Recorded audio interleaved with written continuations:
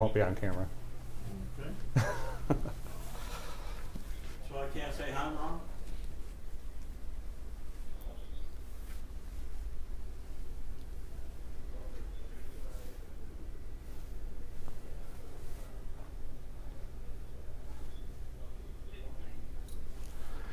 Good afternoon, everyone. Dr. Rick Knabb here, live from the National Hurricane Center in Miami, Florida. It's 1:30 p.m. Eastern Time, and we are still in the midst of dealing with Tropical Storm Hermine. And I wanted to talk about communications. And we're going to head out to the forecast floor in a little bit, talk to the hurricane specialist on duty today. But before that, I wanted to share with you what some of you probably already know since you're connecting with us here via Periscope. But we are very active on social media, and this is the first hurricane landfall that we've really had full-blown social media being the fabric of our society. And we have, for example, a presence on Facebook where we have, thank you to all of you, 524,000 of you following us on Facebook, and we also have a presence on Twitter, Periscope, and YouTube, and we are now publishing blog articles once in a while on our National Hurricane Center blog called Inside the Eye. So lots of ways for us to interact with one another, and we're looking forward to the Q&A on various social media platforms when we have the time to do so. Right now, of course, we're mostly focused on getting out the operational message. And we've also utilized social media a lot more to connect in real time with our media partners and our emergency management partners. And social media was utilized overnight for us to get an idea of what was happening in the Florida Big Bend area as Hermine was affecting that region. So I want to take you on a walk. We're in the front office area of the National Hurricane Center here. And of course, the local forecast office in South Florida is on this side of the building and back down to the right there. But what we're going to do is walk into our media seminar room where we do a lot of different things. This room is busy many different days of the year. Of course, right now we're not in an active media pool availability. We were this morning, but sometimes this room can fill up with a number of different local and national media partners, especially when it's a South Florida threat and they bring their local equipment and personnel here. But this morning, we didn't have to fill up this room with people and equipment. And I want to show you why. We have this media pool, and again, it's called that because it's a pooling of resources by networks and stations to allow us to communicate with them through single connections. We just basically change the channel to talk to the different outlets. And what we have here is where the pool producer operates and connects to the different stations and networks and communicates with them by telephone.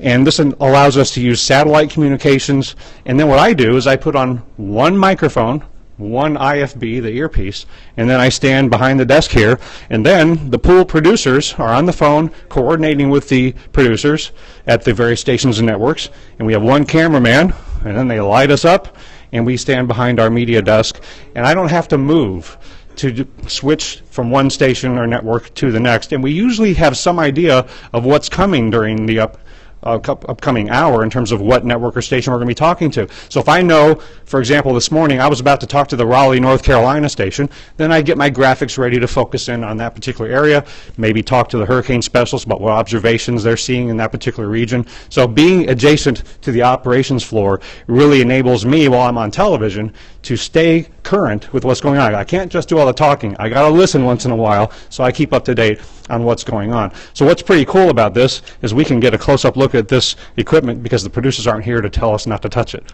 But they were here this morning, and they're going to be here tomorrow morning as well as we do another media availability between 7 and 9 a.m. Eastern Time. Now, I don't handle all of the logistics to make our communications go. The person who does that is holding the camera right now. So I'm going to have Dennis Feltgen, our public affairs officer here at the National Hurricane Center, hand the camera off to somebody else and get on this side of the camera, which you're no stranger to doing. Dennis used to be in television, and now you've been the communications guru here at the National Hurricane Center for how many years?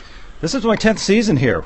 I can't believe it's been that long, but it really helps having done television for so many years because I know the needs of what's going on with the assignment desk and all the TV meteorologists and all the producers, and I know what's available here, so the job is to mesh those together so that everybody there gets what they need. And I'm becoming increasingly convinced that there are two Dennises, one that works in the morning and one that works at night, because he's really pulling some long hours. But this is why we have a permanent on-site communications presence here to coordinate the media pool, to do social media. Talk about this key messaging graphic that you've been putting out. Well, you know, you were talking about it earlier, just the amount of social media that we do here. It wasn't that very long ago where the only way you got your message was on TV or on radio. And what happens if you missed the TV broadcast? You were stuck in traffic or something. But now with social media, not only can you get it, but you get it fast, and it's right there. So one of the things, or the challenge that we have, is making sure everybody's on the same page. So we started using last year and have carried it through this year, making up a key messages graphic so that these are the highlights, these are the bullet points that we really want you to take home. And we put that on there, and it's updated with every advisory. It goes out on social media, it goes out on Twitter, it goes out on Facebook. It's retweeted and re-Facebooked, for lack of a better term, all across the country and the world. So I'm really convinced everybody's looking at it and we're on the same page. And why that is so important is in life-threatening situations, high-profile events where there are so many different sources of information, it's so important that a consistent message on the hazards and what you need to be doing to keep yourself safe is getting out there. A confused message, inconsistent messaging can lead people to indecision and not doing what they need to stay safe. Oh, sure, and it's really true these days because everybody's on the internet, so everybody can have a blog and everybody can have their own opinion, and that's fine. But when you start putting out mixed messages, then the whole thing gets discombobulated. So it's really important, and we always say this in hurricane preparation that the season, find a trusted source. Well, let's face it, we're the source here. This is where it's coming from, and we work so closely with our media partners who take our message and get it out to everybody else. Yeah, and thank you again to our mass media partners, the television folks, the radio folks, and mass media is becoming multidimensional now, and they're on social media, and they're getting the word out in so many different ways, but the partnership that we maintain throughout the year with those folks is realizing its benefits during an event like this. Absolutely. But Dennis, thanks for everything you do to keep us getting the message out in a consistent way, and for holding the camera. And no problem. It's what I do. Yeah, I'm not sure if Dennis likes more being in front of the camera or behind the camera, but you've been very good at both, and thanks for everything you do. So it's so much more than the meteorology here. By the way, you're a meteorologist too, so that helps. Yeah. But it's so much more than the meteorology, so much about the communications, and we continue to embrace more and more communications avenues. But it is still rooted in our primary mission to get the forecast and the warning out. Let's talk to one of the hurricane specialists who's on duty today. Dr. Michael Brennan is one of our senior hurricane specialists. He's doing the day shift today, and I used to do that back in 2005 through 2008 when I was a hurricane specialist. And when you're on the day shift, you are responsible for putting out the 11 a.m. and the 5 p.m. advisory. So we're going to talk to Mike here, and he's heading into the next forecast cycle. But as we head toward 2 p.m. Eastern Time, Mike is putting out the intermediate public advisory. So Mike and I got in here about 6 o'clock this morning, but our day's only about half done. Mike, we're talking to the Periscope audience about what it's like to sit in the hot seat, and not only about how to put the forecast together, but how do you construct the product. So it's about meteorology and communication. Right, yeah, it's so I'm sitting here, I'm looking at the meteorology, we're looking at the tracking your mean across as it moves out from Georgia into South Carolina today, monitoring all the observations, working with the local weather forecast offices to determine what the watches and warnings need to be, when we can start to lower warnings here in Florida and expanding warnings northward. So looking at all the model data, the latest forecasts are coming in to get ready to put together the afternoon package. And then, in addition to that, we're composing all the text products, trying to put a consistent message together that then form the basis for all the messaging that Rick and Dennis and everyone else can do here to get our message out to the media and the general public and all our other partners. I want to show folks the hurricane hotline.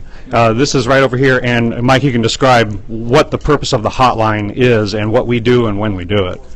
Sure. The hotline allows us to talk very quickly to all of the coastal National Weather Service offices along the Gulf and Atlantic coast, and we have a scheduled conference call an hour before each advisory goes out, and that's where we talk about the forecast, we coordinate all the watches and warnings, and the hazard statements for storm surge and rainfall and tornadoes and wind that go into our advisory products. And it's really a fast communications method that lets us really talk to them instantly if we need to, and anytime we need to break in and discuss something with them very quickly, we can do so that way.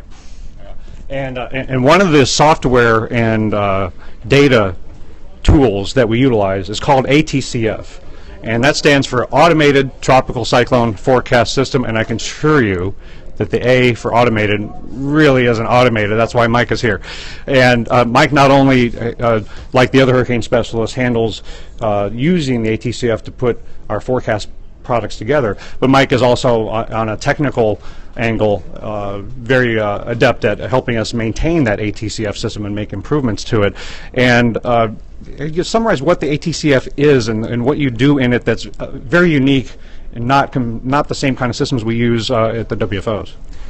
Yeah, the ATCF is sort of two or three different systems in one. It's a database tool that lets us collect all the model data and all the fixed data for tropical cyclones through their entire life cycle. So you can see all these little dots here on the screen are estimates of the center location of Hermine through its life cycle before it even became a tropical cyclone, and then through the Gulf of Mexico. The colored lines you see here are the model forecasts from this morning's cycle that I was actually using to help make the track forecast. This is also where we prepare the advisory products, and we make the forecast by physically clicking and manipulating this piece of software, and then that's what creates the tropical cyclone forecast advisory, the public advisory, and then we type all that up and it's transmitted from here.